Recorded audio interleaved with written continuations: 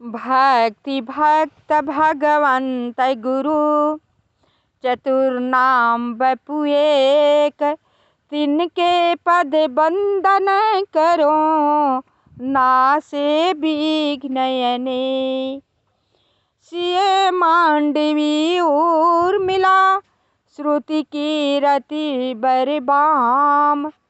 चारु सुवन चारु रतन तुलसी करत प्रणाम।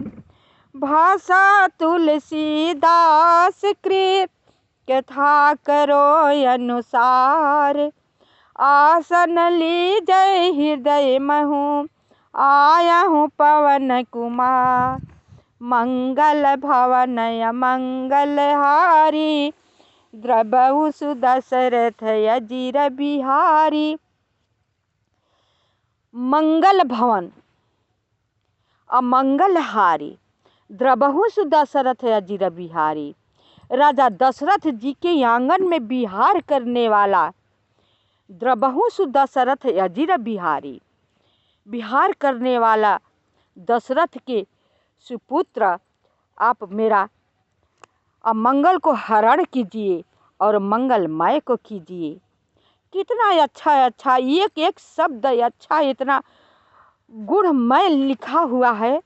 बस समझने की बात है, समझने की देर है।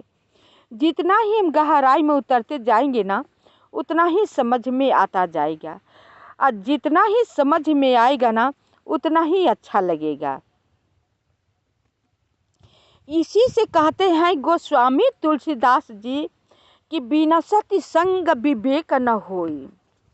आपको अपने से, अपने घर में रहने से विवेक नहीं होगा, और नहीं तो तब हो सकता है आपके पूर्व जन्म के अच्छे कर्म होंगे, साधु संत होंगे, अधूरा आपको तपस्या होगी, अब मर गए होंगे, तो वही बाकी उसी उम्र में आकर के आदमी धर्म करने लगता है।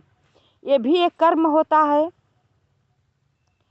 तो आदमी के घर में बहुत सारे नास्तिक होते हैं, लेकिन वो जो अपना छोड़ करके अधूरा आया है, फिर से जन्म ले लिया है, भगवान उसको जन्म दिया है, जाओ उसे पूरा कर लो।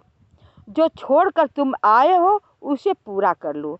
उस आदमी को भक्ति में मन लगने लगता है ऑटोमेटिक। किसी को कहने की ज़रूरत ही नहीं होती है, किसी को समझाने की ज़रूरत नहीं होती है। उसका कितना ही आप मना करेंगे, लेकिन वो राम को भजन करेगा तो करेगा, उसे करना ही है। तो उसका पूर्व जन्म का संस्कार होता है। दूसरी बात, एक घर का माहौल का संस्कार होता है।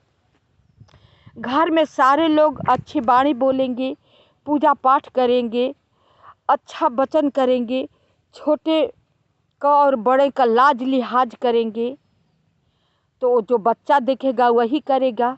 तो एक घर का संस्कार, माहौल का संस्कार होता है, तो वो भी संस्कारिक बन सकता है। नहीं तो दूसरा कोई उपाय नहीं है। गोस्वामी तुलसीदास जी कहते हैं कि प्रभु पर जिसकी असीम कृपा होगी वही उनका शरण में जाता है, वही उसी आदमी को अपनाते हैं। तब हम उनका रात दिन नाम लेंगे, स्मरण करेंगे, तब न अपनाएंगे। तो हम करते हैं नहीं। अब बनेगा तो कहेंगे कि हमने किया, बिगड़ेगा तो कहेंगे प्रभु का अच्छा नहीं लगा, बिगाड़ दिए। ये भी बात है। जब बिगड़ गए तो प्रभु दोषी हो गए, अब बन गया तो हमने किया। जहाँ पर हम हो गई वहाँ पर प्रभु श्री राम जी कहते हैं कि जहाँ पर हम हैं वहाँ पर मैं नहीं रहता हूँ। कर लो भाई अपना काम, तुम्ही से हो जाए तो मैं खुश हूँ, कर लो।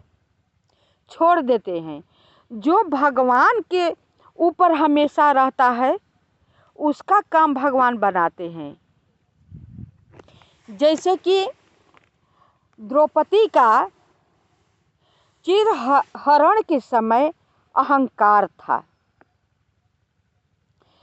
अहंकार तो हर मनुष्य को होता है, सभी को होता है, वो समझे या न समझे। उसी तरह द्रौपदी का अहंकार हो गया था। अहंकार होना भी कोई गलत बात था ही नहीं, क्योंकि 5 पति थे, पांचों धुरंधर थे, एक एक से बली थे। उस स्त्री के चिरहरण हो जाए समाज में, ये बहुत सोचने वाली बात है। लेकिन यही तो है कि प्रभु श्री राम जी किसी को अहंकार रहने नहीं देते हैं।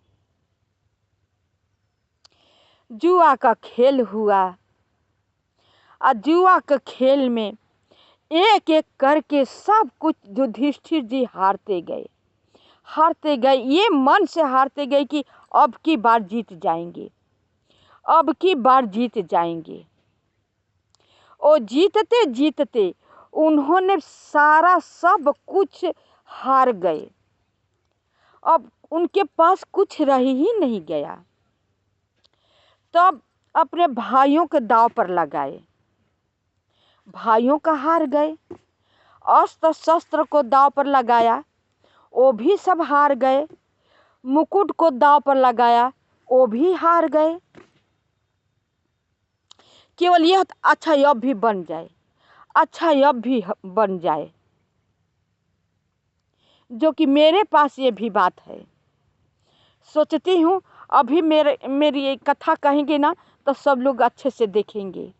अब अच्छे से ये कथा कहूँगी ना तो सब लोग अच्छे से देखेंगे। मेरा मन में भी होता है। वही हाल धर्मराज युधिष्ठिर के पास अहंकार नहीं था। ये था कि अब की बार तो जीत जाएं, अब की बार तो जीत जाएं। लेकिन ये बात उनके मन में नहीं आया कि युधिष्ठिर के दुर्योधन के पक्ष में जो शकुनी पासा फेंक रहा है, तो वो भी कह दिए होते कि मेरे पक्ष में श्री कृष्ण होंगे, तो कोई नहीं, कभी नहीं दुर्योधन जीतता, यहाँ तक नौबत नहीं आती। लेकिन ये भी बात नहीं कहे युधिष्ठिर, सोचे कि मैं जीत जाऊंगा। ये अंदर एक तरह का मान लीजिए अहंकार ही था कि मैं जीत जाऊंगा। ऐसे करते करते यहाँ तक कि द्रौपदी को उन्हें दांव पर लगाना पड़ा। दांव पर लगाए द्रौपदी को हार गए। बताइए, द्रौपदी को लगाना उन्हें उचित था? द्रौपदी कोई वस्तु है, सामान है? लेकिन यही सोच कर लगाया कि चलो अब की बार जीत जाएंगे, अब की बार जीत जाएंगे। अरे सब कुछ जीत गए।